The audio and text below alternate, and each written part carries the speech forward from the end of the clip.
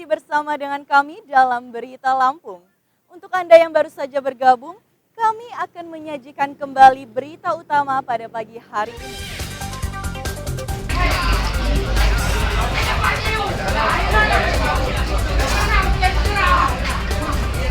Puluhan warga mengepung seorang pembunuh remaja yang diamankan di rumah kepala desa.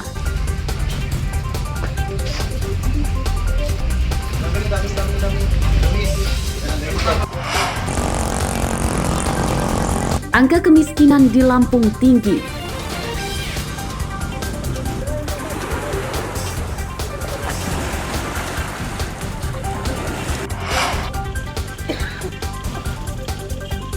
Delapan daerah akan menggelar pilkada serentak akhir tahun ini.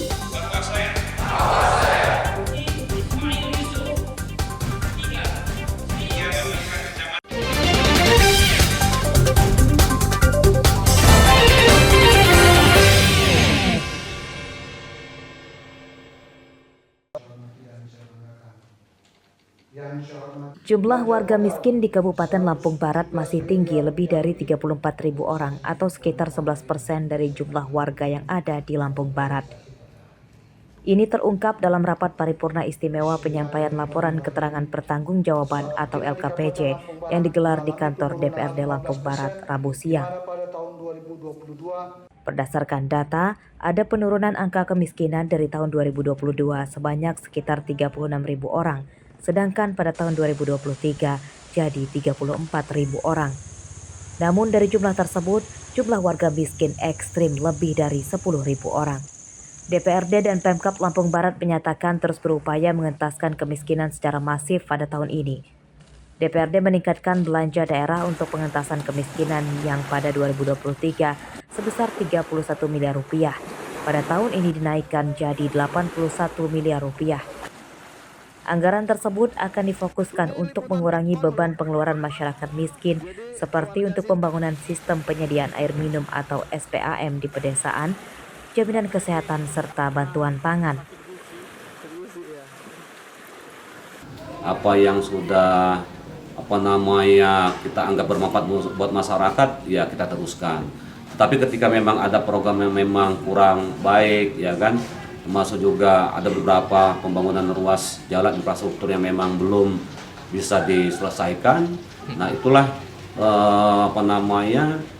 sebagai acuan di tahun 2024 ini agar kebijakan dan program ini bisa berkelanjutan. Lampung Barat jadi kabupaten terujung Lampung yang berbatasan langsung dengan Kabupaten Oku, Sumatera Selatan. Sebagian wilayah ini adalah hutan negara Taman Nasional Bukit Barisan Selatan atau TNBBS. Mayoritas masyarakatnya adalah petani kopi dan sayur mayur. Rosandi melaporkan dari Lampung Barat.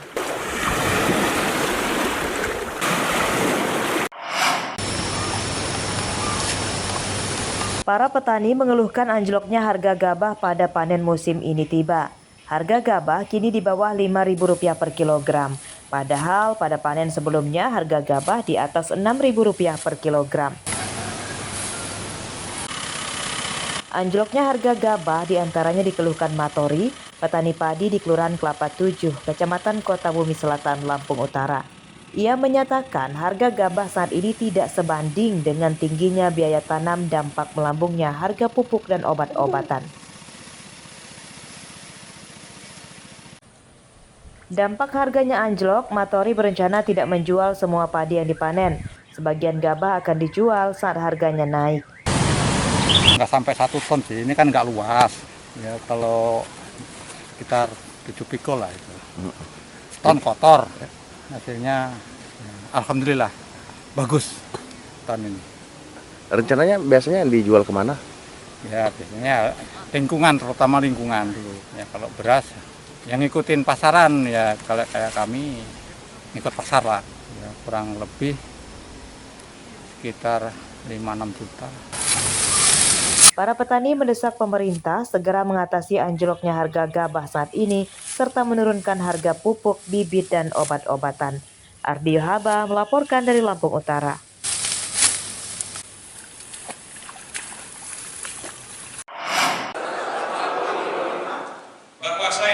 Tahapan pemilihan presiden dan wakil presiden telah usai dan kini berganti menuju pemilihan kepala daerah. Di Lampung, pemilihan gubernur, bupati, dan wali kota akan digelar serentak pada 27 November akhir tahun ini. Daerah yang akan menggelar pilkada diantaranya Bandar Lampung. KPU Bandar Lampung kini sudah memulai tahapan rekrutmen PPK dan PPS Kelurahan. Anggota PPK dan PPS yang bertugas pada Pilpres lalu tetap bisa mencalonkan lagi pada Pilkada. Sedangkan untuk jadwal pendaftaran calon kepala daerah dimulai 27 hingga 29 Agustus mendatang.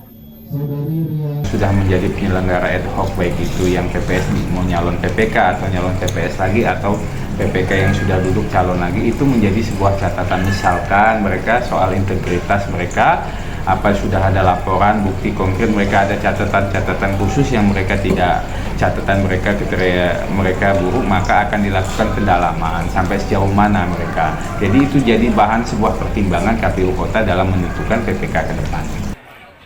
Selain pemilihan gubernur, ada 8 daerah di Lampung yang akan melaksanakan pilkada, yakni Bandar Lampung, Metro, Lampung Tengah, Lampung Selatan, Lampung Timur, Pesawaran, Waikanan, dan Pesisir Barat.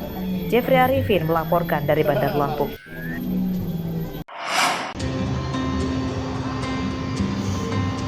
Gercep alias gerak cepat inilah yang dilakukan para perajin dan pemilik toko figura.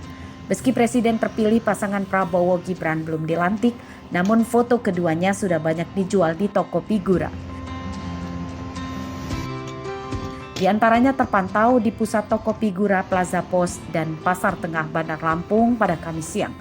Menurut perajinnya, sejauh ini belum ada warga yang membeli foto pasangan Presiden dan Wakil Presiden terpilih Prabowo Gibran. Para perajin baru menyediakan stoknya. Mereka meyakini foto pasangan Prabowo Gibran akan ramai terjual setelah keduanya dilantik sebagai presiden dan wakil presiden. Gibran ini, Pak. Kemarin, Mbak. Tapi untuk peminat pembeli sendiri, apakah sudah ada, Pak? Belum ada. Baru majang doang. Tapi kalau untuk pelanggan sendiri, biasanya itu tuh yang mesen-mesen ini kebanyakan dari mana aja sih, Pak? Kabupaten, sini, dari kota. Tapi dari pemerintah dan sekolah ada juga ya? Ada pasti. Nah, untuk ukuran sendiri, Pak, kita menyediakan ukuran berapa aja, Pak? Ukuran 16R, Mbak. 16R. 16R, 11R. Harga foto presiden yang sudah dibingkai bervariasi. Untuk ukuran 11R atau yang sedang Rp60.000 per buah, dan yang besar ukuran 16R dijual Rp120.000 per buah. Jeffrey Arifin melaporkan dari Bandar Lampung.